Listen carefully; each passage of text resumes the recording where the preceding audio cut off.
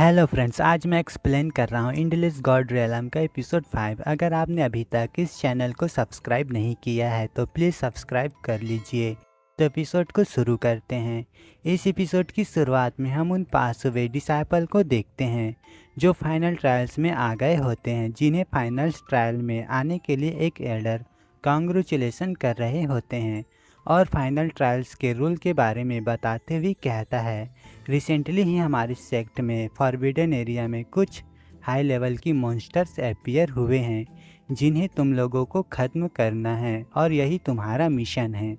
तभी हम देखते हैं कि इन्हीं बातों के बीच हमारे हीरो ली हान की एंट्री होती है, जिसे देख सब लोग हैरान हो रहे होते हैं और वह एल्डर भी गुस्सा हो रहा होता है। वह एल्डर आगे बोलता है, जो भी डिसाइपल सबसे पहले 5 डीमन कोर लाएगा वह सभी टेस्ट में फर्स्ट नंबर पर होगा, इसलिए हम उसे टॉप 10 के लिए आगे पुश कर देंगे। लेकिन यह फॉरबिडन एरिया बहुत ही खतरनाक है, इसलिए उसमें आप लोगों के साथ कुछ भी होता है तो इसके लिए हम जिम्मेदार नहीं होंगे। जिसके बाद हम देखते हैं कि एंजल ऑफ गॉड ली हान की बॉडी से निकलती हुई उस एल्डर के बारे में कहती है, इसकी आंखें तो बहुत तीखी लग रही है, इसलिए मुझे लगता है कि ये उस डेड डिसाइपल का फादर है। तभी हम देखते हैं कि उस डेड डिसाइपल के फादर को जो ली हान को देखकर काफ़ी ज़्यादा गुस्सा हो रहा होता है। इस पर वह दूसरा वाला एल्डर उसके गुस्से को शांत करते हुए कहता है, मारना तो इसे मैं भी चाहता हूँ, पर मैं इसे तड़पा तड़पा के मारना चाहता हूँ। जिसके बाद वह अपने हाथ में एक फॉर्मेशन अरे को समन कर लेता है। तभी वह एल्डर ट्रायल को शुरू कर देता है, जिसे सुनते ही ली हान और सभी डिसाइपल पोर्टल में जाने लगते हैं। लेकिन हम देखते हैं कि वह दूसरा एल्डर उसी फॉर्मेशन का यूज़ कर ली हान के साथ कुछ कर देता है, जिसके बारे में हमें अभी नहीं बताया जाता। फिर वह दूसरा वाला एल्डर यह करके खुश होते हुए कहता है, जो कोई भी टियान जियान पिक से पंगा लेगा उसका मरना तय है। जिसके बाद हम नेक्स्ट सीन में देखते हैं कि हमारे हीरो ली हान फॉरबिडन एरिया में टेलीपोर्ट हो जाता है, जहां पर एंजल ऑफ गॉड ली हान से कहती है, मैं पक्का श्योर हूँ कि यह तुम्हारे लिए प्लान किया गया है। यहाँ तो एक भी पक्षी नहीं है तो क्या मॉन्स्टर्स होंगे। जिसके बारे में ली हान आगे बढ़ते हुए कहता है, मुझे उम्मीद है कि हमें ज़रूर से सरप्राइज़ मिलेगा। और ये बात भी सही था, क्योंकि वहीं से कुछ दूरी पर हम एक फॉक्स स्पिरिट को देखते हैं जो कि इन लोगों को महसूस करते हुए कह रही होती है, मेहमान तो आ गए। जिसके बाद वह अपनी एक पावर का यूज करती है जो ली हान की आंखों में चला जाता है, जिस वजह से ली हान अपना कंट्रोल खोता हुआ धीरे धीरे आगे बढ़ रहा होता है। जिसे पीछे से चिल्लाती हुई एंजल ऑफ गॉड कहती है, लगता है हम उस जगह पर पहुंच गए हैं। लेकिन ली हान कहाँ सुनने वाला था। तभी वह चिढ़कर उसके सामने में आती हुई कहती है, क्या तुम बहरे हो गए हो, तुमसे बात कर रही हूँ। लेकिन तभी उसकी आंखों में देखते ही वह समझ जाती है और कहती है, इट्स सो टाइम। जिसके बाद हम देखते हैं कि ली हान न्यूल्यूजन में अपने घर पहुंच गया होता है, जहां पर उसे प्यार से बुलाती हुई क्वीन मदर दिखाई देती है, जिस वजह से वह भावुक होकर उसके पास दौड़ते हुए जाने लगता है।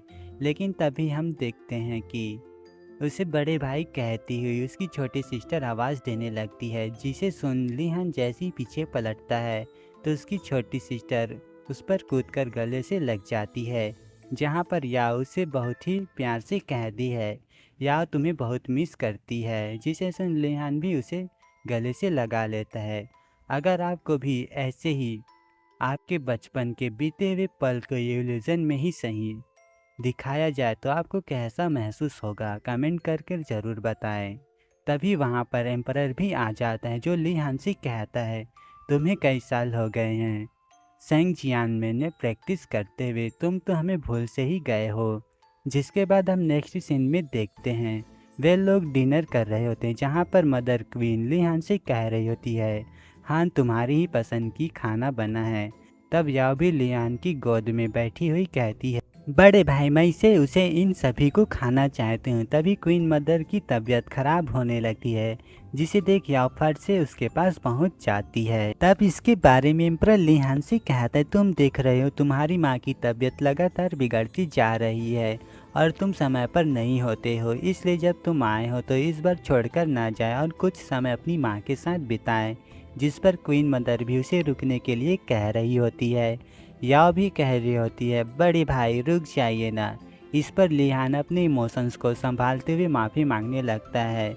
माँ और पिताजी मुझे माफ़ कर दीजिए, और याओ से भी कहता है, याओ तुम्हारे बड़े भाई हमेशा तुम्हें प्रोटेक्ट करेंगे।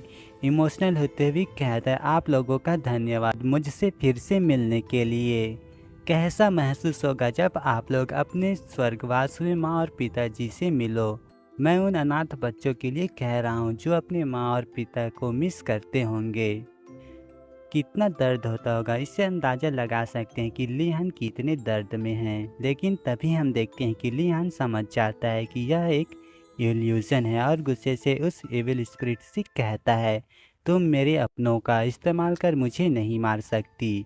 जिसके बाद हम देखते हैं कि उस एविल स्पिरिट द्वारा बनाई गई इल्यूज़न याओ पर अटैक कर देता है, जिस वजह से वह इल्यूज़न याओ दीवार से जा टकरा जाती है। यह जानकर कि वह इविल स्पिरिट इल्यूजन याओ के द्वारा कहती, जैसे कि मैंने एक्सपेक्ट किया था, एक स्ट्रॉन्ग माइंड को धोखा देना कठिन होगा। तभी वह अपने सिर को घुमाती हुई क्वीन मदर में चेंज हो जाती है और कहती है, तुम मेरा क्या ही कर लोगे। फिर एम्परर के भेष में चेंज होती हुई कहती है, भले ही तुम मेरे कंट्रोल में नहीं हो, लेकिन फिर भी मैं तुम्हें मौत के घाट उतार दूंगी। जिसके बाद वह लिहान पर अपने स्वार्ड से अटैक कर देती है, जिसे लिहान साइड होते हुए डॉज कर उसे अपने स्वार्ड से अटैक कर दूर कर देता है। जहां वह इविल स्पिरिट कह रही होती है, तुम्हें भी उनके साथ पहले ही मर जाना चाहिए था। ऐसा कहते हुए वह लिहान पर अटैक कर देता है, जिसे लिहान ब्लॉक करते हुए उसे बीचों बीच से काट देता है। मगर हम देखते हैं कि वह 7 इमोर्टल्स का रूप ले लेती है और कहने लगती है कि इतने लंबे लाइफ से तुम्हें ब्रेक ले लेना चाहिए।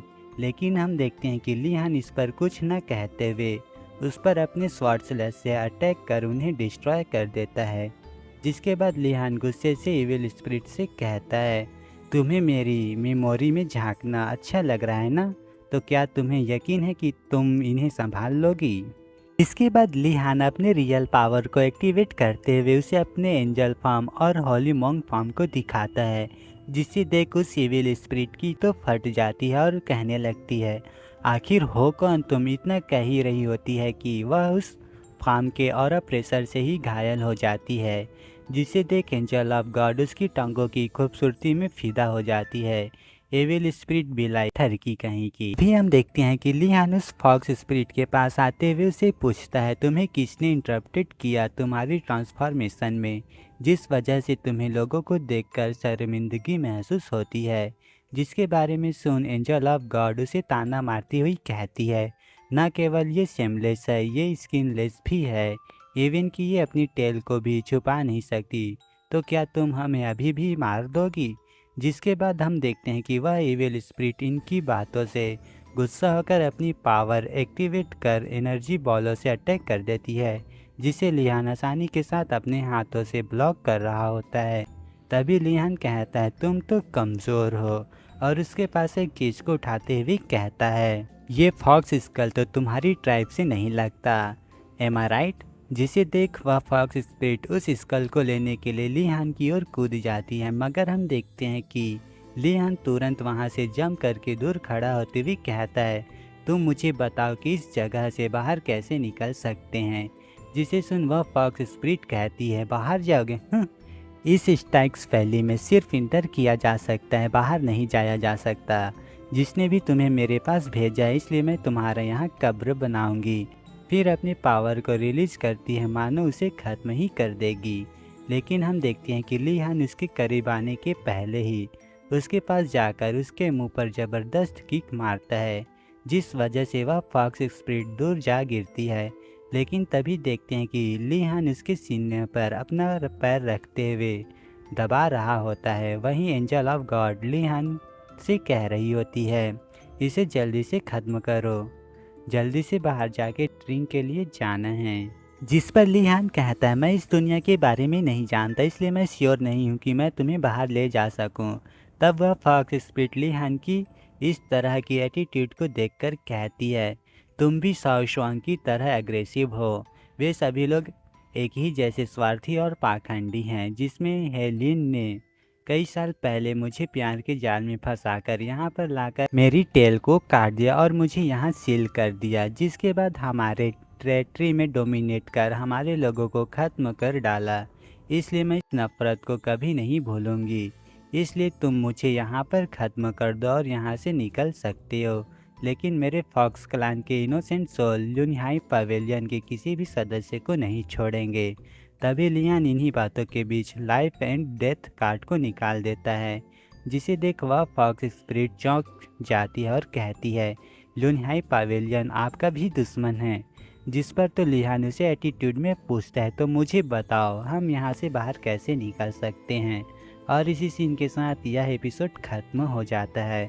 तो कैसा लगा यह एपिसोड कमेंट करके ज़रूर बताइए। तो मिलते हैं नेक्स्ट एपिसोड में।